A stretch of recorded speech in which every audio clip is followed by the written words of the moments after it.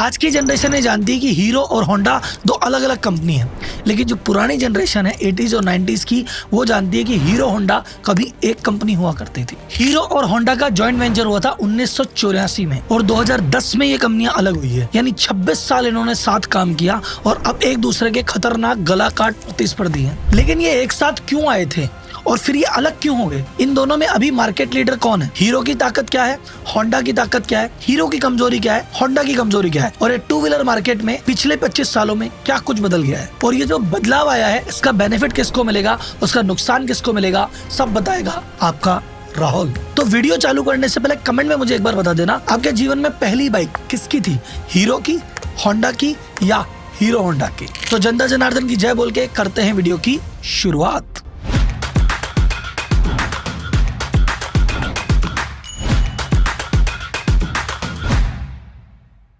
तो सबसे पहले बात करते हैं हीरो और होंडा की दोस्ती की शुरुआत कैसे हुई। बात है 1984 की। टू व्हीलर सेगमेंट में डिमांड चल रही थी बाइक की, यार भाई साहब बाइक आए बाइक आए बाइक आए, पर बाइक कौन बनाए?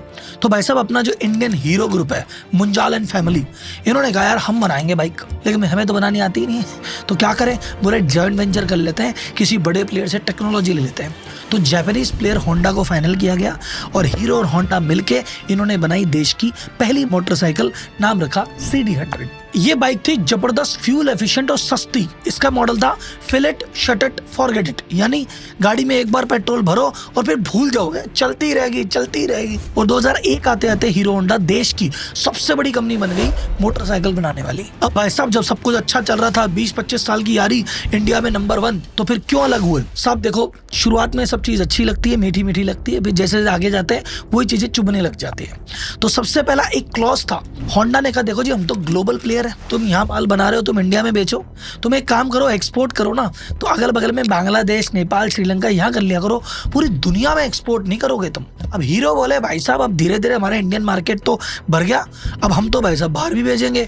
अब होंडा का एग्रीमेंट उनको भेजने नहीं देता। फिर हीरो ये भी शिकायत कर रहा है कि यार होंडा हमें टेक्नोलॉजी शेयर करता है बट लिमिटेड करता है, एकदम खुल के पूरी वाली चीज नहीं शेयर करता, कुछ बताता है कुछ नहीं बताता। तीसरा बोले यार रॉयल्टी हम ज्यादा दे रहे हैं, हमको आजकल दुखने लग गई, पहले बनानी नहीं आती थी तो जो मांगेगा देना पड़ता, अब तो आगे ही बनानी यार, अब इतनी रॉयल्टी थोड़ी देंगे, अब तो दुखती है। फिर तीसरा होंडा ने कहा देखो हमारी टेक्नोलॉजी से हम 4 वेंडर बताएंगे, उसी से सामान लेना। अब हीरो कहता है हमको तो कहीं और से भी लेना है पर ले नहीं सकते, तो हीरो के हाथ बंधे हुए, होंडा के हाथ बंधे हुए, तो धीरे धीरे छोटे मोटे डिस्प्यूट होने लग गए। तो डिस्प्यूट होते होते अल्टीमेटली इन्होंने कहा छोड़ो यार भाई साहब रोज रोज की लड़ाई से क्या मतलब, अपन तो अलग होते हैं। तो 2010 आते आते जो होंडा का 26% शेयर था वो हीरो फैमिली ने खरीद लिया और हीरो होंडा बन गई हीरो मोटोकॉर्प, 100% इंडियन कंपनी। और दूसरी कंपनी जो होंडा थी उसने बनाई ये कंपनी, उसकी पहले से कंपनी चल रही थी HMSI, Honda motorcycle and scooters India करके, जो उसने 1999 में बनाई थी। वो सब्सिडरी कंपनी थी, वो सिर्फ स्कूटर बेचती थी। और कौन सा बेचती थी पता है? एक्टिवा। तो 2010 में भाई साहब इनका टाटा बाय बाय हुआ।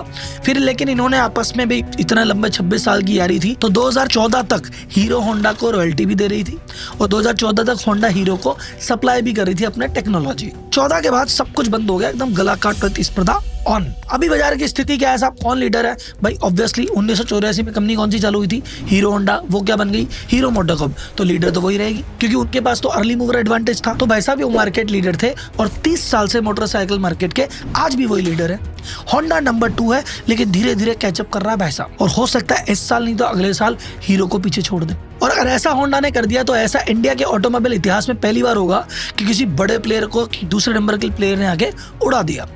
एक बार मार्केट शेयर को समझते हैं, अभी मार्केट शेयर क्या है, पहले क्या था और अभी क्या है। तो सबसे पहले अपन बात करते हैं 2008-9 की, आज के 15 साल पहले की। तब हीरो होंडा 7 हुआ करते थे। तब हीरो का मार्केट शेयर था 49% बाइक सेगमेंट में। सेकंड नंबर पे था होंडा 14% के साथ। अब बोले राहुल जी होंडा कैसे था, होंडा तो साथ में था। सर जी होंडा की अलग से कंपनी थी, होंडा एक्टिवा बना रही थी, याद है? तो ये स्कूटर बना रही थी 14% मार्केट शेयर और ये बाइक बना रहा था 49% मार्केट शेयर। फिर आता था बजाज का 17%, टीवीएस का 15% और बाकी छोटा मोटा अदर्स। तो अगर आप गौर से देखें हीरो और होंडा के शेयर को, तो हीरो होंडा से 3.5 गुना बढ़ा था। फिर अपन बात करते हैं अगले 5 साल की।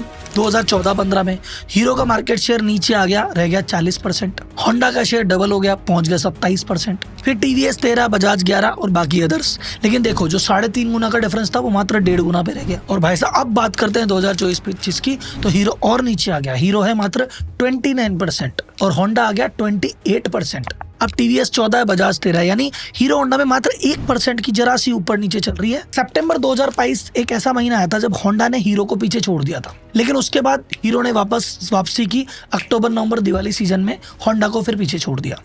अब की बार सितंबर 2024 में फिर ऐसा हुआ है कि होंडा ने फिर पीछे छोड़ दिया है, लेकिन अब की बार इस दिवाली हीरो कवर कर पाया नहीं कर पाया, अभी तक डेटा आउट नहीं है। तो देखा जाए हीरो 30 साल से मार्केट लीडर है, लेकिन शेयर 49 से 29 हो गया, नीचे तो गिरा है। लेकिन ये 29 पे अभी भी क्यों बना हुआ है, इसकी ताकत क्या है, उस पर डिस्कशन करते हैं। हीरो की सबसे बड़ी ताकत है लो कॉस्ट और हाई एफिशिएंसी, यानी हीरो की गाड़ियां सस्ती मिलती है और एवरेज देती है टकाटक। इसलिए जो एंट्री सेगमेंट है ना 100 सीसी और 110 सीसी का, उसका राजा हीरो था, हीरो है और शायद आने वाले समय में हीरो ही रहेगा। इनका सबसे जो हीरो प्रोडक्ट है जिसने सबको पीछे छोड़ रखा है, इंडिया की सबसे ज्यादा बिकने वाली मोटरसाइकिल है, वो है स्प्लेंडर। आप इसको समझो 2012-13 में मार्केट शेयर, जो एंट्री लेवल गाड़ी की बात कर रहा हूं मैं, जो 100-110 सीसी एंट्री लेवल है, उसमें होंडा का मार्केट शेयर था 5 और हीरो का था 70। और अभी 2024-25 में होंडा 5 से आया है 8 और हीरो आ गया 78। यानी भाई साहब एंट्री लेवल की जो भी गाड़ियां बिकेगी ना 100 और 110 सीसी की, वहां पे भाई साहब हीरो हीरो हीरो। फिर बोले अच्छा सर इतनी खतरनाक स्ट्रेंथ है ये, तो होंडा इसके आगे पीछे नहीं हटता, फिर होंडा जीता कैसे? तो भाई साहब ऑडियंस कंफ्यूज मत होना, मैं बता देता हूँ। पहला जो डेटा बताया था ना 29 और 28 का, वो ओवरऑल था, सारी गाड़ी बाइक सब मिला मिलो के। ये वाला डेटा सिर्फ एंट्री सेगमेंट का है। तो एंट्री सेगमेंट का हीरो कौन? हीरो। फिर होंडा की स्ट्रेंथ क्या है, होंडा कहाँ जीतता है?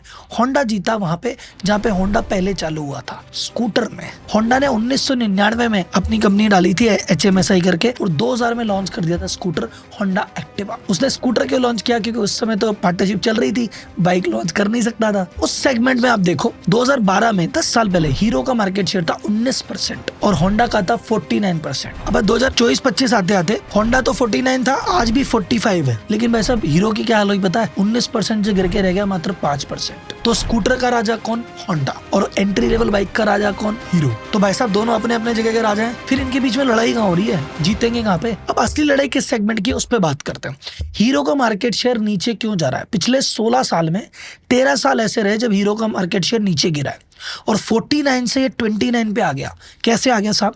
क्योंकि जिस सेगमेंट का ये राजा है वो सेगमेंट ही सुकड़ रहा है साहब। देखो साहब, लोगों की जेब में धीरे धीरे आने लग गया पैसा, फिर आ गया सोशल मीडिया, तो लोगों की इच्छा है कि कुछ और ज्यादा और बेहतर और बेटर और दुनिया भर की EMI की सुविधा मिल रही है। तो बंदा कह रहा है भाई साहब ऐसा है, 1 सवा लाख का खर्चा करने से अच्छा 1.5 लाख का कर देंगे, 20-25 हजार ऊपर खींचते हैं। तो जो 100-110 सीसी वाला है ना, वो 125 सीसी में बढ़ जाता है और वहां पे हीरो में वो दम नहीं है। मैं इसको आपको डेटा से समझाता हूँ। 2012-13 में 100 से 110 सीसी की जो बाइक का सेगमेंट था वो था 65%।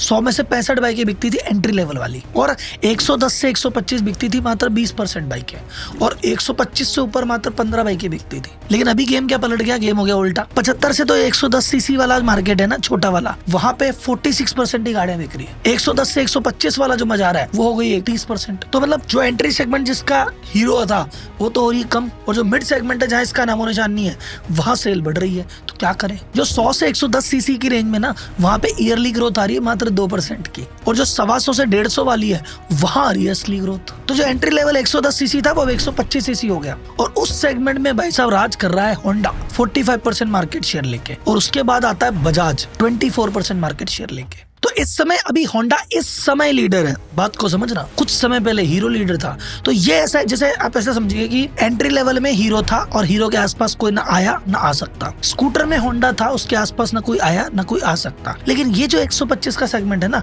यहाँ लीडर बदलते रहते हैं, कभी कोई कभी कोई कभी कोई, और जिस दिन जिसकी गाड़ी ज्यादा बिक गई वो लीडर हो जाता है ओवरऑल का। जैसे 2012-13 की बात करते हैं, हीरो का मार्केट शेयर 34, होंडा का 32 आजू बाजू चल रहे हैं। 19-20 में हीरो जीत गया 50, होंडा रह गया 40, गैप हो गया। 2024-25 आते आते हीरो रह गया 20, ये हो गया 45। तो 2-3 साल में आप लीडर कभी तुम कभी मैं, और जैसे जैसे ऊपर नीचे होता है वैसे ही इनका मार्केट शेयर ऊपर नीचे हो रहा है। इस फील्ड में जो जीतेगा ना ओवरऑल बाजार को वही जीतेगा। अब हीरो क्या ट्राई कर रहा है? हीरो कह रहा है भाई साहब होंडा को अगर हराना है तो इसके स्कूटर में कुछ करना पड़ेगा, क्योंकि स्कूटर की वजह से ये खड़ा है बाजार में। तो स्कूटर सेगमेंट में कुछ ना कुछ हीरो हर साल ट्राई पे ट्राई मारता रहता है कि यार कुछ क्रैक हो जाए, कुछ क्रैक हो जाए, और इसकी बादशाह को थोड़ी चुनौती मिल जाए। सेकंड इसका टारगेट है यार 125 सीसी सेगमेंट में कुछ कर दूं ताकि मैं यहाँ का लीडर तो बन जाऊं, और इसके लिए उन्होंने भी एक्सट्रीम 125 सीसी लॉन्च की है। उसकी सफलता तय करेगी कि हीरो बीट कर पाता है कि नहीं। और इसके साथ साथ इसका यह है कि मेरे जो एंट्री सेगमेंट की लीड है उसको बरकरार रखूं। उल्टा आ जाता है होंडा में, यहाँ सही चीज एकदम उल्टी हो जाती है। होंडा का गेम है कि स्कूटर में जो लीड है वो बरकरार रहे, कोई आसपास ना आए। और 125 सीसी में शाइन लॉन्च करके मैं लीडर हूँ और इसी शाइन की कैपेसिटी को और बढ़ाता रहूं। एंड थर्ड मोस्ट इंपॉर्टेंट, ये जो 100-110 सीसी में हीरो बैठा है इसको जाके अटैक करूं। तो इन्होंने अभी शाइन, जिनका बहुत बेटर बिकने वाला मॉडल है, उसको 110 सीसी में लॉन्च कर दिया, स्प्लेंडर के सामने लाके खड़ा कर दिया। अच्छा, ये बैटल होते होते एक नई बैटल और चालू हो गई है साइड में, वह ईवी की बैटल। वो कौन जीतेगा? तो ईवी की बैटल में देखा जाए तो अभी तक तो होंडा उतरा ही नहीं है, कोई मॉडल नहीं है। हीरो अभी विडा सीरीज के साथ फिर भी थोड़ा बहुत उतरा है, लेकिन वो लेट मूवर है। तो ये बैटल तो भाई साहब अगले 5 साल या 10 साल में देखी जाएगी कि भाई साहब चालू हुई कि नहीं हुई, होंडा क्या आया, हीरो क्या लेके आया, ये दोनों क्या। क्योंकि उस बैटल में तो भाई साहब अभी टीवीएस है, बजाज है और आपके ओला इलेक्ट्रिक है। तो यहाँ तो इन दोनों की बात नहीं करते। इन दोनों का गेम सिंपल सा है। हीरो अगर 125 सीसी में कुछ क्रैक कर गया या स्कूटर मार्केट में डेंट कर गया तो लीडर बना रहेगा। होंडा ने अगर स्कूटर मार्केट में घुसने नहीं दिया और 125 को पकड़ लिया और 100 सीसी में स्प्लेंडर का रिप्लाई लेके आ गया तो फिर होंडा हीरो को भी नहीं छोड़ेगा। लेकिन इन दोनों की जो दोस्ती थी गहरी थी, अब दुश्मनी है वो और भी गहरी है। तो देखने में मजा तो बहुत आएगा। मुझे कमेंट बॉक्स में बताना आप हीरो की तरफ हो, होंडा की तरफ हो। अभी घर में जो गाड़ी है वो किसकी है? हीरो की है, होंडा की है? या आपके घर में पिताजी, चाचा जी, ताऊ जी ने कभी हीरो होंडा की गाड़ी ली थी क्या? या किसी और गाड़ी को पसंद करते हैं? आपको क्या लगता है इस 125 सीसी के मार्केट का राजा कौन बनेगा, हीरो, होंडा या कोई तीसरा ही पैदा हो जाएगा? मुझे कमेंट बॉक्स में बताना। अगली केस स्टडी लेके फिर आपके सामने हाजिर होंगे। तब तक के लिए धन्यवाद। जय हिंद।